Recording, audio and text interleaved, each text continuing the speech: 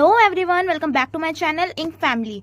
आज मैं लेकर आई हूँ क्लास 12th की हिस्ट्री की पार्ट 1 का चैप्टर नंबर 1। तो आज से मेरे चैनल पे जो है हिस्ट्री की सीरीज शुरू होने वाली है। पॉलिटिकल साइंस की मैंने पूरी कंप्लीट कर दी है। अगर नहीं देखी तो साइड में लिंक आ रहा होगा, you can go through it. और आज हम अपनी हर वीडियो की तरह इसको भी हैंड रिटन नोट से ही कंप्लीट करने वाली हूँ। ये जो नोट्स होते हैं ये मैं खुद अपने अकॉर्डिंग बनाती हूँ और बिल्कुल एग्जैक्ट बुक्स के अंदर से ही बने हुए होते हैं। अगर ये नोट्स कर लिए तो बुक्स खोल के देखने की भी बिल्कुल जरूरत नहीं पड़ेगी। So without wasting any time let's get started. तो चैप्टर का नाम है आपका ब्रिक, बीड्स एंड बोन, और पूरा ये है हड़प्पन सिविलाइजेशन के टाइम पे, ठीक है। और इसका जो टाइम पीरियड है ये है 2600 BC से लेकर 1900 BC तक। ओके, तो ये टाइम पीरियड 1 नंबर में आ जाता है आपका। तो सबसे पहले हमको इस चैप्टर में बताया गया कि सील्स क्या होती है। तो जो सील्स है ना, वो एक पत्थर टाइप का होता है। वो ना उसके ऊपर कुछ सिंबल्स बने होते हैं। कैसे कैसे सिंबल्स, ये कुछ होते हैं एनिमल्स के कुछ सिंबल्स, कुछ साइंस बने होते हैं डिफरेंट डिफरेंट, जो एक टाइप से कम्युनिकेशन का काम करती है। तो सील्स क्या काम करती है? कम्युनिकेशन का। और जो सील है ना वो एक पत्थर से बना हुआ होता है जिसको बोला जाता है स्टीटाइट।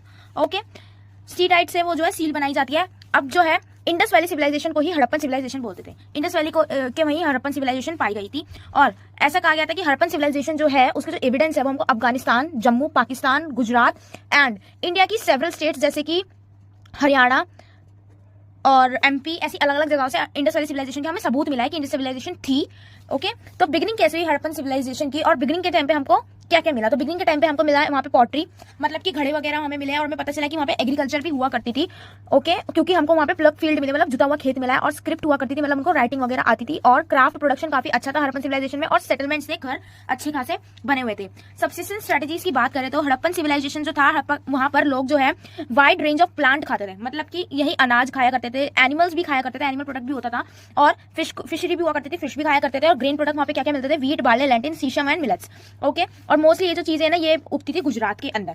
अब एनिमल बोन्स जो है ना, हमको कौन कौन से जानवर की, हमको मतलब आर्कियोलॉजिस्ट को कौन कौन से जानवर की हड्डियां मिली है, तो वो कैटल, शीप, गोट, बुफेलो, पिग। और जो एनिमल है वो डोमेस्टिकेटेड भी थे और वाइल्ड भी थे, मतलब कि पालतू जानवर भी थे वहां पर और वाइल्ड एनिमल्स थे। पालतू कौन से हो गए? यही सारे पालतू हो गए। और ये जो है कुछ वाइल्ड एनिमल्स है जैसे कि बोर और घड़ियाल। ओके, अब हम बढ़ते हैं एग्रीकल्चर टेक्नोलॉजी वहां की कैसी थी। जब बात करें एग्रीकल्चर टेक्नोलॉजी की तो टेराकोटा मॉडल ना, टेराकोटा एक टाइप का मिट्टी टाइप का होता है, नॉन मेटल फॉर्म, वो उससे बनाते थे शेप करके टेराकोटा मॉडल, जो कि उससे ना हमको एक बुल बनी हुई दिखी है, मतलब बैल। वही archaeologist found that oxen were used for ploughing, मतलब कि ऑक्सन जो होती है ना उसका यूज किया जाता था खेत जोतने के लिए। और टेराकोटा मॉडल जो था प्लग का वो हमको चोलिस्तान में मिला है और कलिबंगन राजस्थान में भी क्या मिला है? Plug field. और टेराकोटा मॉडल मिला है हमको, प्लो का मॉडल मिला है चोलिस्तान बनावली जो कि हरियाणा है प्रेजेंट डे। और जुता हुआ खेत का एविडेंस हमें मिला है कलिबंगन जो कि राजस्थान है प्रेजेंट डे में। और वहां पर ना सिंगल क्रॉपिंग नहीं, मतलब 2 क्रॉप्स एक साथ उगाते थे वो कौन कौन, ठीक है। तो और कौन कौन सी क्रॉप थी वो हमने पढ़ लिया, व्हीट, बार्ले, लैटिन, शीशम, मिलेट्स एक्सेट्रा एक्सेट्रा, ठीक है। और हमको वहाँ पे ट्रेसेस मिले कैनल की जो कि हमें मिली गई है शॉर्टुगई जो कि प्रेजेंट डे अफगानिस्तान है। वाटर रिजर्वियर मिला है धोलावीरा में जो कि प्रेजेंट डे गुजरात है। ये सब मैप वर्क के अकॉर्डिंग इंपॉर्टेंट है, इससे रिलेटेड पूरा मैप आता है। Mohenjodaro is very important, 8 marks का क्वेश्चन जो है आपका मोहनजोदारो के ऊपर बनता है पूरा पूरा सिविलाइजेशन के बारे में कि कैसा था, प्लान था क्या नहीं था। तो मोहनजोदारो जो था ना फर्स्ट हड़प्पन सिविलाइजेशन था जो कि डिस्कवर हुआ था। और प्लान सेंटर थे, अर्बन मतलब शहर थे वहां पे मोहनजोदारो में। और इसको 2 भाग में डिवाइड किया गया था मोहनजोदारो को, एक था अपर टाउन और एक था लोअर टाउन। जो अपर टाउन था वो ऊपर की तरफ था, जो लोअर टाउन था वो नीचे की तरफ था। और जो अपर टाउन था ना वो छोटा था साइज में और जो लोअर टाउन था ना वो बड़ा था साइज में। और अपर टाउन को सिटाडेल बोला गया है, सिटाडेल भी आपका आ जाता है सिटाडेल पे, सो इट इज इंपॉर्टेंट। तो सिटाडेल क्या है? सिटाडेल हाइट पे था और जो बिल्डिंग्स थी ना सिटाडेल के अंदर वो मड से, मिट्टी से बनी हुई थी। और जो प्लेटफॉर्म था, मतलब जमीन जहाँ पे घर बने हुए थे, वो पत्थर से बने हुए थे, ब्रिक, ईंटों से। और चारों तरफ से कवर्ड था सिटाडेल, मतलब कि फोर्टिफाइड किलाबंदी हो रखी थी, मतलब चारों तरफ उसके ऐसे दीवार खड़ी कर रखी थी। और लोअर टाउन के भी चारों तरफ दीवार खड़ी कर रखी थी। वहां पर जो है हमको पता चला है आर्कियोलॉजिस्ट को कि सन ड्राइड या फिर बेक्स का यूज किया जाता था, मतलब कि जो सूरज की किरणों से सूखी हुई जो वो होती है ना, पहले मिट्टी को वो कर देते हैं, मिट्टी को शेप दे देते हैं ईंट की, फिर उसको सूरज की रोशनी में सुखाते हैं या फिर बेक किया जाता है भट्टी में जिसे कहते हैं, उस टाइप की थी। और जो ईंटों का साइज होता था वो लेंथ में 4 गुना बड़ी और ब्रेथ में ट्वाइस होती थी। ड्रेनेज सिस्टम पे भी क्वेश्चन आता है तो केयरफुली सुन लो इसको भी। तो ड्रेनेज सिस्टम जो था ना वहां का वो केयरफुली प्लान्ड था। व्हाट दैट मीन कि अच्छे से ड्रेनिंग सिस्टम बना रखा था। और ड्रेनेज सिस्टम जो था वो ग्रिड पैटर्न में था, मतलब कि ऐसे ऐसे पैटर्न में पूरा ड्रेनेज सिस्टम बिछा रखा था। और ऐसा बोला गया है कि पहले वहां पर स्ट्रीट बनी है ड्रेन्स के साथ, जैसे मान लो ये ड्रेन्स है, पहले गलियां बनी है ड्रेन्स के साथ, फिर जो है घरों को उसके अलॉन्ग साइड ऐसे ऐसे बना दिया गया है। ओके, सारे घरों में एटलीस्ट 1 वॉल थी। स्ट्रीट के साइड जो फोर्टिफाइड सेटलमेंट थी वो धोलावीरा में पाई गई है। फोर्टिफाइड बता दिया, किलेबंदी मतलब कि दीवारें बनाकर उसको कवर कर रखा है। और लोथल और गुजरात में पाई गई है ये सब। अब डोमेस्टिक आर्किटेक्चर क्या था वहां का? जो लोअर टाउन था ना वो रेजिडेंस बिल्डिंग थे, मतलब वहां पर लोग रहते थे, ठीक है, लोग रहा करते थे वहां, घर पाए गए हैं। और हाउसेस कैसे होते थे? एक कोर्टयार्ड होता था, कोर्टयार्ड होता था सेंटर में बिल्कुल, मतलब ऐसी बरामदा टाइप मान लो वो होता था, हॉल टाइप। और उसके साथ जो है रूम्स बने हुए होते थे और वहाँ पे खिड़कियां नहीं थी कोई भी।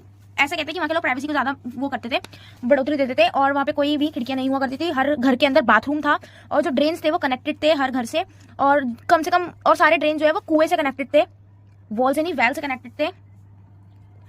और जो है ना हाउसेज, वहाँ पे ऐसा बोला गया है कि टोटल मोहनजोदारो में 700 कुएं पाए गए हैं। It is important. Upper town जो है वो स्पेशल पब्लिक पर्पस के लिए बनाया गया था। ओके, जो अपर टाउन था वो स्पेशल पब्लिक पर्पस के लिए बनाया गया था। अब अपर टाउन जो है मतलब कि सिटाडेल, अपर टाउन किसे बोला गया, सिटाडेल को, उस पर भी बात आती है। तो सिटाडेल में हमको क्या क्या मिला है, सिटाडेल के अंदर हमें एक वेयर हाउस मिला है, मतलब कि भंडार घर मिला है, ग्रेट बाथ मिला है। ग्रेट बाथ पे भी आपका क्वेश्चन आता है, इट इज इंपॉर्टेंट। तो ग्रेट बाथ क्या है, ग्रेट बाथ एक बहुत बड़ा रेक्टेंगुलर टैंक है, ठीक है, जो कि बिल्कुल बीचम बीच बना हुआ है, और इसको भी चारों तरफ दीवार बना के पूरा फोर्टिफाइड कर रखा है। और इसको एक स्पेशल रिचुअल बात के लिए बनाया गया है, मतलब कोई स्पेशल सेरेमनी होती है, महानवमी वगैरह होता है। ग्रेट बात को हिंदी में महानवमी डिब्बा भी बोलते हैं। ये स्पेशल रिचुअल्स के लिए बनाया गया है ग्रेट बात, कि कोई त्योहार है, कोई रस्म है। और हाँ, एक इंपॉर्टेंट बात, महानवमी जो होती है ना, उसकी रस्म, उसके सारे फेस्टिवल्स, वो सारे फेस्टिवल की जो भी ऑर्गेनाइजेशन वगैरह होती थी वो सिटाडेल के अंदर हुआ करती थी, सारे शो वगैरह सब। रोड एंड स्ट्रीट जो है एक दूसरे को 90 डिग्री के एंगल पे जो है इंटरसेक्ट करते थे वहाँ। मोहनजोदारो के अंदर ना कुछ सोशली डिफरेंसेस भी थे, वो हमें कैसे पता चला, बरियल से। बरियल्स मतलब होते हैं कब्र। अब कब्र से हमें कैसे पता चला, क्योंकि हमको मिला है कुछ कब्र जो है वो रॉयल है, कुछ लोकल है। मतलब कैसे पता चला कि रॉयल है, लोकल है, क्योंकि उन कब्र के अंदर लोगों की जो वेल्थ, जो उनकी जमा कुंजी है, जो उनका पैसा है, रुपया है, वो भी उनके साथ वहां पे दफनाया गया था। कुछ के साथ बहुत महंगी महंगी चीजें मिली है, जैसे कि शेल ऑर्नामेंट, जेस्पर, जो कि एक सेमी प्रीशियस स्टोन होता है, बहुत ज्यादा इंपॉर्टेंट, ठीक है, महंगा स्टोन होता है जेस्पर, वो मिला है। कॉपर मिरर मिला है। और कुछ कब्र जो थी, बरियल जो थे, उनके साथ डेली यूज का मटीरियल मिला है, जैसे कि पॉटरी, रबड़ एक्सेट्रा, ठीक है। वही चीज है कि कुछ कुछ के साथ कॉस्टली चीजें मिली है, कुछ कुछ के साथ नॉन रेयर चीजें मिली है। और एक वर्ड आता है यहाँ पे फियांस। तो फियांस क्या होता है, फियांस एक ऐसा मटेरियल होता है जो कि बनाया जाता है ग्राउंड सैंड और सिलिका को मिक्स करके गम के साथ, और फिर फायर, ठीक है। तो फियांस पे आपका एमसीक्यू भी आ सकता है। फियांस क्या होता है, ground sand mix with silica and gum then fired. Silica और गम को मिक्स करके, ग्राउंड सैंड को मिक्स करके उसको आग लगा देते हैं, बन गया आपका फियांस। अब क्राफ्ट प्रोडक्शन के बारे में हमें कैसे पता चला, तो वैरायटी ऑफ मटेरियल जो है वो बीड्स से बनाए जाते थे। बीड्स पता होगा ना, वो छोटे छोटे मोती, वो उससे बनाए जाते थे। जैसे एक बीड का नाम है कार्नेलिया, जो कि रेड कलर का होता था। जैस्पर, क्वार्ट्ज, क्रिस्टल, स्टीटाइट, ये सब होते थे, ठीक है। जो मेटल वहाँ पाए गए वो कॉपर, ब्रोंज, गोल्ड, ये सारे मेटल्स वहाँ पे पाए गए हैं। जो बीड्स थे ना, वो 2 या 2 से ज्यादा स्टोन से मिलाकर बनते थे, और उनकी शेप्स भी अलग अलग टाइप की होती थी बीड्स की। कुछ बीड्स सिलेंड्रिकल शेप के होते थे, कुछ स्पेयर होते थे, कुछ डिस्क शेप के होते थे। जो कार्नेलिया था वो हमको मिलता था जब हम एक येलोइश कलर के रॉ मटेरियल को जलाते थे और फिर उसको बीट करते थे at various stages of production, तब जाके कार्नेलिया का पत्थर जो कि रेड कलर का होता था वो मिलता था। जो क्राफ्ट प्रोडक्शन की साइट थी वो थी चनहुदुरो, ये भी मैप में आता है। नागेश्वर एंड बालाकोट जो था स्पेशलाइज सेंटर था फॉर शेल मेकिंग।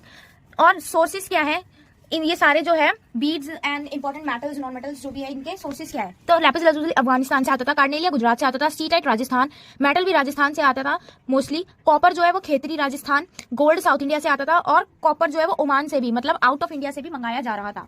मेसोपोटामिया ने जो है टेक्स्ट में हमें मिला है, मेसोपोटामियन की जो कॉपर जो है वो मगन से मंगाया जाता था, और मगन बोला गया है ओमान को, ठीक है। अब इसे हमें पता चला है कि लॉन्ग डिस्टेंस ट्रेडिंग भी हुआ करती थी उस टाइम पर। और ये हमें कैसे पता चला, क्योंकि ओमान की साइड पर हमें जो है मेसोपोटामिया की स्क्रिप्ट्स और बहुत सारे मेटल मिला है, और ओमान का काफी मेटल हमें मेसोपोटामिया की साइड्स पे मिला है। और मेसोपोटामिया की साइड में ये मेंशन है, मेसोपोटामिया के टेक्स्ट में ये मेंशन है कि मगन से चीजें आई हैं, मतलब ओमान से चीजें आई हैं। और ओमान के यहाँ पे मेंशन है मेसोपोटामिया टेक्स्ट में को मेलुआ कहते थे। मेसोपोटामिया के जो टेक्स्ट है उनको मेलुआ कहा जाता था, ठीक है। अब seal, scripts, writing and weight. Writing वाला जो है ना, स्क्रिप्ट्स के ऊपर पूरा आपका क्वेश्चन आ सकता है सेपरेट 3 से 4 नंबर का। तो पहले यहाँ देख लो, जो सील है वो लॉन्ग डिस्टेंस कम्युनिकेशन को दर्शाती थी। मैंने बताया था कि प्लांट मोटिव वगैरह ये सब बना हुआ होता था सील्स के ऊपर। और जो स्क्रिप्ट्स है ना और राइटिंग्स जो है मेसोपोटामिया की, वो अनडेसिफर्ड अप टू डेट है, मतलब कि अभी तक वो पढ़ी नहीं गई वो। और बहुत सारे साइन है मेसोपोटामिया की स्क्रिप्ट में, 375 से लेकर 400 साइन है टोटल, इतने सारे साइन है। ओके, अल्फाबेट नहीं है, साइंस है। और जो मेसोपोटामिया की स्क्रिप्ट जो होता है वो राइट टू लेफ्ट लिखी जाती है। हम कैसे लेफ्ट से शुरू करते हैं, राइट पे खत्म होते हैं ना, वो लोग यहाँ से शुरू करते हैं और यहाँ पे जाके खत्म होते हैं। यहाँ से शुरू करेंगे, यहाँ खत्म होंगे, राइट टू लेफ्ट लिखते हैं, उल्टी लिखते हैं। और मेसोपोटामिया की स्क्रिप्ट अंदर से अभी तक पढ़ी नहीं गई है। और लॉन्गेस्ट स्क्रिप्ट जो है वो 26 साइन कंटेन करती है। और जो वेट थे वो एक स्टोन के बने होते थे, जिसको कहा जाता था चर्ट। और जो चर्ट था वो जनरली क्यूबिकल शेप का हुआ करता था। और जो चर्ट या फिर वेट का जो सबसे कम वेट वाला जो होता है ना, लो डोमिनेशन वाला, वो बाइनरी होता था, 1 2 4 8 16 ऐसे का वेट दिखाता था। और जो हाई वाला होता था वो डेसिमल फॉर्म में जो है वेट शो करता था। अब क्या, एक स्टोन का स्टैचू मिला है, ठीक है, जो कि बोला गया है कि ये प्रीस्ट किंग है, मतलब वहां पे पूजा भी होती थी प्रीस्ट किंग से, ठीक है। Some say that there is no king no ruler, और कुछ कहते थे कि वहां पर बहुत सारे किंग थे और काफी सारे रूलर थे। ये अभी आइडेंटिफाई नहीं हुआ। अब बात आती है कि सिविलाइजेशन का एंड कैसे हुआ, तो ये भी पक्की बात नहीं है। कुछ कहते हैं कि बाढ़ आ गई, कुछ कहते हैं सूखा पड़ गया, कुछ कहते हैं कोई नेचुरल कैलेमिटी आ गई, या फिर कुछ कहते हैं कि कोई बीमारी फैल गई जिससे सब मर गए। तो ये कंफर्म नहीं हुआ। अब है ये कनिंघम की कंफ्यूजन क्या थी, इस पे भी आपका सेपरेट क्वेश्चन आ जाता है, विच इज इंपॉर्टेंट। तो ध्यान से देखो, जो कनिंघम था ना वो ASI का फर्स्ट डायरेक्टर जनरल था, ठीक है। इसका इंटरेस्ट, अब फर्स्ट डायरेक्टर जनरल तो था ये, हाँ, पर इसकी कंफ्यूजन क्या थी? अब आप भी सोच रहे होगे ना, कंफ्यूजन है तो क्या कंफ्यूजन थी? तो ये फर्स्ट डायरेक्टर जनरल था एएसआई का, और इसका जो इंटरेस्ट था ना वो अर्ली हिस्ट्री, मतलब 6 से 4th सेंचुरी तक की हिस्ट्री पढ़ने में इसका इंटरेस्ट था। और जब ये खोज कर रहा था ना मेसोपोटामियन साइड पे, तो इसने ना बुद्धिस्ट और चाइनीज के जो लेफ्ट अकाउंट है ना, जो उनका सेकेंडरी डाटा जो यूज किया इसने, वो बुद्धिस्ट और चाइनीज पिलग्रिम्स का इसने यूज किया, और इसने काफी सारी इंस्क्रिप्शंस को ट्रांसलेट भी किया, काफी सारे डॉक्यूमेंट भी कलेक्ट किए, और इसको ना एक हड़प्पन सील भी मिली थी, लेकिन ये सक्सेसफुल नहीं हुआ उसको समझ पाने में। इसको लगा कि ये जो हड़प्पन सील है ना, ये उस टाइम पीरियड के जिस टाइम पीरियड से ये फैमिलियर है, मतलब 6 to 4th सेंचुरी की ये हड़प्पन सील है। इसे कोई आइडिया नहीं था कि ये जो सील है ये इससे भी ज्यादा पुरानी हो सकती है, ठीक है। He thought Indian history began from Ganga valley. उसको लगा कि जो इंडिया की जो हिस्ट्री है वो गंगा वैली से शुरू होती आ रही है। तो ये जो है उसकी पूरी कंफ्यूजन है कि वो गलत चीज के साथ, गलत टाइमलाइन के साथ हड़प्पा को लिंक कर रहा था, जो कि ऐसा नहीं है। ओके, अब न्यू ओल्ड सिविलाइजेशन क्या है? जो सील है ना वो डिस्कवर्ड हुई थी हड़प्पा की साइड पे बाय दयाराम साहनी, और रखेलदास बनर्जी ने सील्स को पाया एट मोहनजोदारो। एस.एन. रॉय ने नोट किया स्टोरी ऑफ इंडियन आर्कियोलॉजी। अब यहाँ पे बात आती है जॉन मार्शल की। इस पे भी आपका 3 से 4 नंबर का क्वेश्चन आता है। जॉन मार्शल कौन था? जॉन मार्शल भी कनिंगम की तरह डायरेक्टर जनरल था एएसआई का 1924 में, और इसने अनाउंस की डिस्कवरी ऑफ इंडस वैली, मतलब इसी ने ही इंडस वैली की जो है डिस्कवरी अनाउंस की, और इसने इंडियन आर्कियोलॉजी के अंदर मेजर चेंज लाया, बहुत बड़ा चेंज लाया, और ये पहला प्रोफेशनल आर्कियोलॉजिस्ट था जो इंडिया के अंदर काम कर रहा था, और ये अपना एक्सपीरियंस लेकर आया था ग्रीस से। ओके, फिर क्या, एक REM व्हीलर नाम का आर्कियोलॉजिस्ट थे इन्होंने, ये जो थे ये भी जनरल डायरेक्टर थे एएसआई के, was not archaeologist, general director थे एएसआई के 1944 में। 1924 में जॉन मार्शल था, ये 1944 में थे, और इन्होंने बताया हॉरिजॉन्टल लाइन, मतलब कि जब खुदाई होती है तो जो खुदाई है, इन्होंने बोला कि ऐसे हिस्टोरिकल लाइन से खुदाई करो, ऐसे ऐसे लाइन में खुदाई करो, इन्होंने ये बोला, ताकि जो है जो चीजें हैं अंदर गड़ी हुई वो डैमेज ना हो, और बिना डैमेज के अच्छे से निकल के भी आ जाए। जब पाकिस्तान का पार्टीशन हुआ ना इंडिया में से, तो बहुत सारी जो साइट्स थी हड़प्पा की वो पाकिस्तान में चली गई, और इंडिया में कुछ साइट रह गई। आर्कियोलॉजिस्ट ने कंस्ट्रक्ट कैसे किया पास्ट को? आर्कियोलॉजिस्ट को कैसे पता चला कि ये हड़प्पा का पास्ट था? तो सबसे पहले क्या, इन्होंने क्लासिफाई किया चीजों को, मतलब कि अलग अलग ग्रुप्स में बांटा, मेटल, बोन, स्टोन एक्सेट्रा, ऐसे ऐसे ग्रुप्स में बांट दिया। फिर डिफरेंस किया टूल्स और ऑर्नामेंट में, कि कौन सा जो है वो टूल है और कौन सा जो है ऑर्नामेंट, ज्वेलरी वगैरह और हथियारों में डिफरेंस किया। फिर इनको इनडायरेक्ट एविडेंस मिले बहुत सारे, जैसे कि वही पॉटरी, शेल्स, ऑर्नामेंट्स, इंस्क्रिप्शंस, ये सारे इनडायरेक्ट एविडेंस इनको मिले, जहां से इन्हें पता चला। आगे बढ़ो, तो plant motifs are thought to indicate nature worship. अब हमें सील्स पे जो है प्लांट मोटिव मिला, मतलब कि प्लांट का साइन मिला, जिससे हम ये कह सकते हैं कि वहां पर जो है नेचर की, प्रकृति की पूजा हुआ करती थी। और एक योगिक पोस्चर में बैठे हुए प्रोटो शिव का भी जो है हमें स्ट्रक्चर मिला है, और सील्स पे ऐसा साइन मिला है, ठीक है, प्रोटो शिव का। और 1 हॉर्न जो है यूनिकॉर्न का भी हमको साइन मिला है सील्स के ऊपर। लिंगा भी मिला है, मतलब शिवलिंग भी हमें क्लासीफाई हुई है वहां सील्स में। और ऋग्वेदा का भी मेंशन हुआ है, ऋग्वेदा में एक मेंशन है एक गॉड का नाम Rudra. Rudra was use for lord Shiva, ठीक है, भोलेनाथ जी के लिए रुद्रावट जो है यूज किया गया था, ये भी ऋग्वेदा में मेंशन किया हुआ है। दिलमुन जो है वो बहरीन एक रीजन है, उसके लिए अनदर नेम है दिलमुन, और पिकॉक के लिए हाजा बर्ड नेम यूज किया गया है। तो ये था आपका पूरा का पूरा चैप्टर जो है, चैप्टर नंबर 1 हड़प्पन सिविलाइजेशन, और इसी के साथ आपका ये चैप्टर बिल्कुल कंप्लीट हो चुका है। अगर वीडियो अच्छी लगी हो तो लाइक कर देना, अच्छे से समझ आ गया हो तो अपने थोड़े रिव्यूज भी कमेंट में शेयर कर दिया करो। और मुझे काफी अच्छा लगा पॉलिटिकल साइंस का रिस्पॉन्स देके, आई एम हैप्पी, पेपर अच्छा गया आपका, ठीक है। तो मैं इसका जो पूरी जो नोट्स हैं डिस्क्रिप्शन में आपको पिन कर दूंगी, चेक कर लेना, और हर चैप्टर के भी मैं कर देती हूँ पिन। तो मिलते हैं इसी के साथ नेक्स्ट वीडियो में, तब तक